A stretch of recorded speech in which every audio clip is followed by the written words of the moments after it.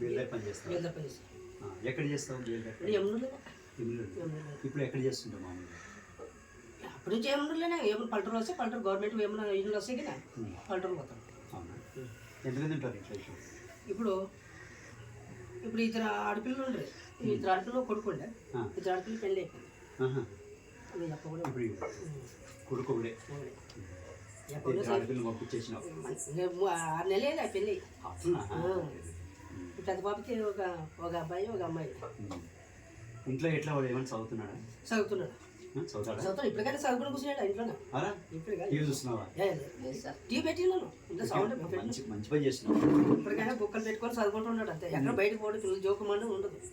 పిల్లలు అంటే ఎవరన్నా ఉండాలంటే మనం బయటకు బతికినా చిట్టుకుంటాం ఉండవు. కానీ ఇంకా బాగా చదవాలి. నువ్వు చాలా సబ్జెక్టులో బాగా వెనబడినావు. ఏం చదువుతాను అంటాడు. అదే రాయడము కొన్నిటికి ఇబ్బంది పడతా ఉన్నాడు. అవునా? అంటే వాడి ప్రయత్నం అయితే వాడు చేస్తున్నాడు. పిల్లలు జంట అని స్వతంత్రమే. వాడు ఎవరి జోలికి పోయే రకం అయితే కాదు, నాకు అప్పుడే తెలుస్తుంది. నేను కూడా చూస్తుంటాను కదా. ఇప్పుడు కొంతమంది అంటే పిల్లలు భుజాల మీద వేసుకొని ఉదాహరణలో బయటకు పోసుకుంటే నాకు అప్పట్లో అలా తిరుగుతారు. మనకి అది సరిపడదు. మనకి ఆడ కనబడే కన్నా తిట్టి పంపిస్తారు ఫస్ట్.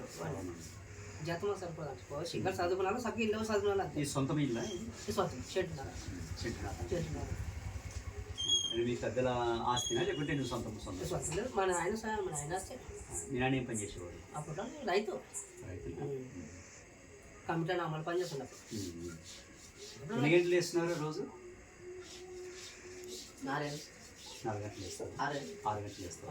5 గంటలు? 4 గంటలు లేపంటాడు కానీ పద లేడు. 4 గంటలు కొద్దిలే, 5 గంటలు లేదు. 4 గంటల కంటే మంచి నిద్ర వచ్చే టైం అది. 4 గంటలు కొద్దిలే. 10 గంటలు కొనుక్కుంటామమ్మా. 10 గంటలకి కొనుక్కొని 10 గంటలు వేస్తాము. 5 గంటలు లేయి. 5 గంటలు వేసి కొంచెం ముఖం కడుక్కొని కొంచెం పుస్తకం పట్టు. నువ్వు రాత్రి ఎంతసేపు చదివినా ఏమి తెల్లవారుజామున చదువుకుని చదివి వచ్చేది. ఇంకోటి అంటే నేర్చుకుందాన్ని చూడుకోకుండా రాసేది నేర్చుకో. పలక ఉంటే పలకలోనో, రఫ్ పేపర్లో కానీ రఫ్ బుక్లో కానీ రాస్తూ ఉంటే నీకు బాగా అలవాటు. స్పెల్లింగ్ మిస్టేక్స్ ఎక్కువ జరుగుతున్నాయి నువ్వు రాసేదాన్ని. ఆ స్పెల్లింగ్ మిస్టేక్స్ జరగకుండా చూసుకో. అంటే ఏ చూసుకొని రాసుకొని చేస్తున్నాడు అంతే. నువ్వు కూడా నువ్వేం చేస్తావంటే వానికి 5 గంటలు లేపు. 5 గంటలకి లేపుతాక లేడు. లేస్తాడు, రేపు నుంచి లేస్తాడు. నా నాటికి 9 నెలలు పోసేస్తాను మా అమ్మకి మీద. ఓకే తట్టుకున్నాను. లేయి. నువ్వు ఏం లేదు, ఫస్ట్ లేచే రోజు కొంచెం ఇబ్బంది ఉంటుంది. రెండో రోజుకు అట్లా నువ్వు పెంచుకోవడం పోతే ఆటోమేటిక్గా లేస్తావు. 4 గంటల కంటే అందరూ వాకింగ్ చేసే టైం కాబట్టి 10 పూట కాబట్టి అందరూ లేస్తారు. పిల్లలకి అందరూ లేస్తారు. నువ్వు లేచి కొంచెం హార్డ్ వర్క్ చేయి.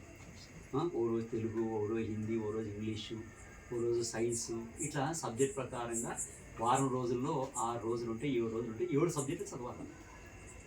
నువ్వు అన్ని సబ్జెక్టులు పాస్ అయితేనే 10th క్లాస్ పాస్ అవుతావు. అర్థమైందే? నువ్వు ఒకే సబ్జెక్ట్ చదివితే పాస్ కావు. ఏమి కొంచెం మార్క్స్ కూడా ఎక్కువ వస్తే నీకు నువ్వు సంపాదించిన సర్టిఫికేట్ దేనికైనా ఉపయోగపడుతుంది.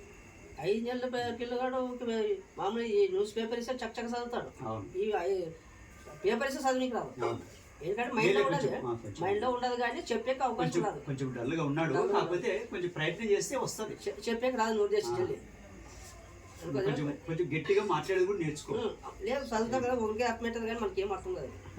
10 మంది ఆడ చదివితే మొత్తం మైండ్లో ఏర్పడుతుంది. ఇంట్రెస్ట్ దాన్ని చెప్పు అరుచుకుంటా చేసుకుంటుంటే దాని ఇంట్రెస్ట్ మైండ్ పెడుతుంది. కానీ ఒక ఇట్లే దాన్ని చూసుకుంటుంటే ఏం మనకి అర్థం కాదు. మనకు అర్థం కాదు. చదువుతుండే కొంచెము కొద్దిగా బయటికి సౌండ్ వచ్చేటట్టు కూడా చదువు. అడిగంట చదివితే నీకు ఇంకోటి అంటే గొంతు వాయిస్ పెరుగుతుంది. ఎక్కడ సరే చదివితే కొంచెం మీకు ఏ సబ్జెక్ట్ అంటే టఫ్ ఉందే? మ్యాథ్స్, ఇంగ్లీష్, హిందీ రాదా? మరి మ్యాథమెటిక్స్ సార్ని అడిగితే వచ్చి నేర్పిస్తారు కదా. నువ్వు సార్ దగ్గరికి వెళ్ళాలా? మరి పోలేదు కదా వచ్చేది. ఆడిగానే ఏమన్నా అవసరం చెప్పు, మేము వచ్చి కలిసి మాట్లాడతాం. ఎంతమంది టీచర్లు నువ్వు కూడా అప్పుడప్పుడు రా మేడం. వచ్చే డేట్ మేడంతో కానీ సార్తో మాట్లాడతాము. ఏంటంటే ఇప్పుడు ఒక పాట వస్తే కానీ వీళ్ళేమో ఒకటే తిరుగుతారో నువ్వు వచ్చి అడగాలి కూడా. నీ బాధ్యత తండ్రిగా ఇప్పుడు నేను ఇంటికి ఎందుకు వచ్చినా నువ్వు పిలిచినావు నన్ను? మరి ఎందుకు వచ్చినా నేను? పిల్లడు చదువుకుంటున్నాడా? అది ఇంట్లో ఎట్లుంది పరిస్థితి? ఇంట్లో పిల్లడు చదువుతున్నాడా లేదా? తల్లిదండ్రులు ఒకవేళ వాడిని చదివించుకోకుండా ఏమన్నా ఇబ్బంది పెడుతున్నారా?